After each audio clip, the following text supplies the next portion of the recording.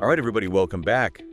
Ready for another deep dive? Always ready to dive in, especially into a topic like this. Yeah, today we're looking at cybersecurity. Definitely important stuff. Absolutely. And we've got some really fascinating source material to work with today. We've got a set of excerpts. It's called Cybersecurity Advice from Bert Blevins.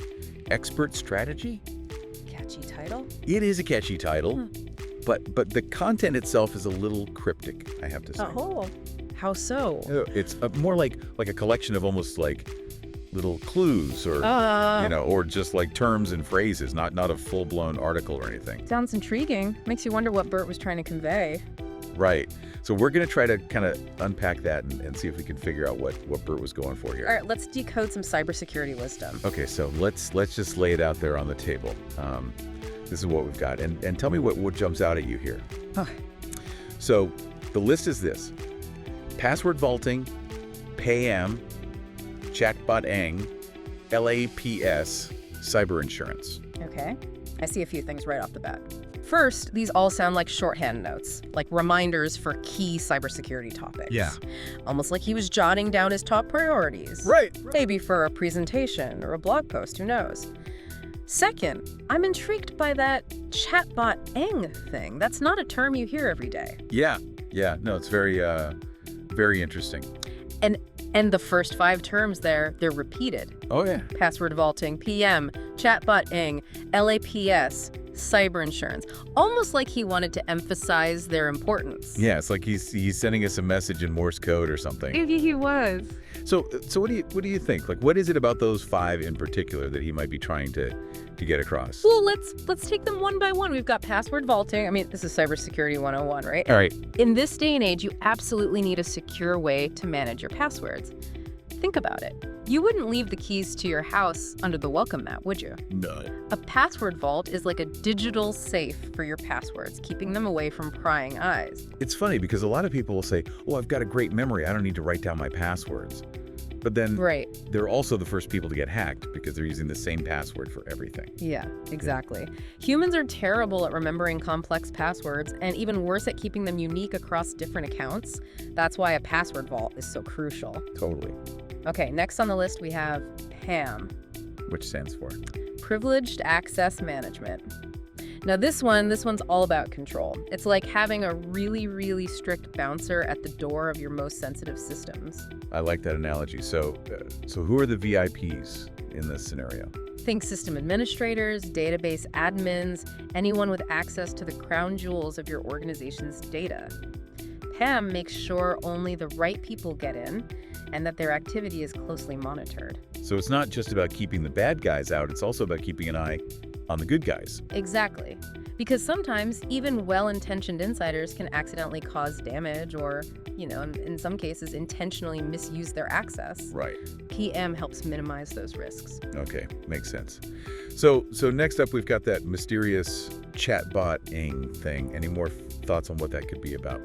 Well, I'm thinking he's probably referring to the use of chatbots for cybersecurity training, which is a pretty innovative approach. Oh, really? How so? Yeah, so imagine a chatbot that can simulate a phishing attack. Oh, interesting. Teach employees how to spot a suspicious email, even guide them through reporting a security incident. Oh, so it's like interactive learning. Exactly. And it's a safe environment for people to make mistakes and learn from them. That's pretty cool. But couldn't chatbots also be used for nefarious purposes? Like, what's stopping a hacker from creating a malicious chatbot to spread misinformation or steal data? It's a double-edged sword, for sure.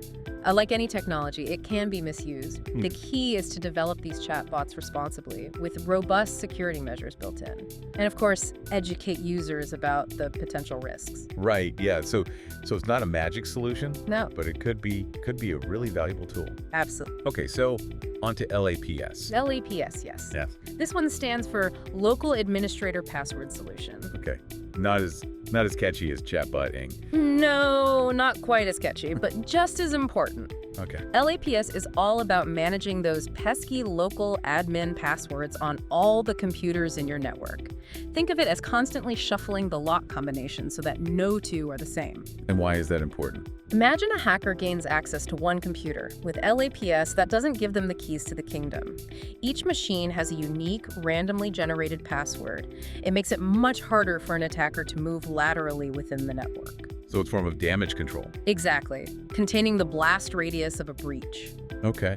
But what about those really sophisticated attacks that go straight for the domain controllers? The heart of the network, so to speak. Would LAPS be effective against those? Well, like any security measure, LAPS has its limitations. It's just one layer in a multi-layered defense. You can't rely on it alone. Gotcha. So the last one on the list here is cyber insurance. Yes, the safety net.